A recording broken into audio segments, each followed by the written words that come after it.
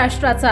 नमस्कार, मी सुद्धा संध्या लाईव्ह मध्ये आपल्या सगळ्यांचं स्वागत। श्रावणातील पहिला सोमवार आणि नागपंचमी हे दोन्ही सण तब्बल 23 वर्षांनंतर एकाच दिवशी आल्याने खेड तालुक्यात भक्तिमय वातावरण निर्माण झाले। तालुक्यातील विविध शिवमंदिरांमध्ये पहाटेपासूनच भाविकांसह महिलांनी दर्शनासाठी मोठी गर्दी केली होती। ज्योतिर्लिंग श्री क्षेत्र भीमाशंकर येथे लाखो भाविकांनी भगवान शंकराचे दर्शन घेतले। मंदिर परिसरात दिवसभर भाविकांची मोठी मांदियाळी पाहायला मिळाली। तसेच राजगुरुनगर येथील श्री सिद्धेश्वर मंदिरातही हजारो भाविकांनी दर्शनासाठी गर्दी केली होती। श्रावण सोमवार आणि नागपंचमीचा योग एकाच दिवशी आल्याने मंदिरामध्ये धार्मिक विधी, अभिषेक, पूजा अर्चा आणि हर हर महादेवच्या जयघोषाने परिसर भक्तिमय झाला होता।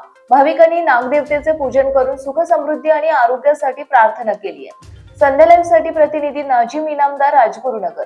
ताज्या आणि महत्त्वपूर्ण बातम्या पाहण्यासाठी आजच आमच्या संध्या लाईव्ह न्यूज चॅनलला YouTube वर सबस्क्राईब करा आणि बेल आयकॉन प्रेस करा।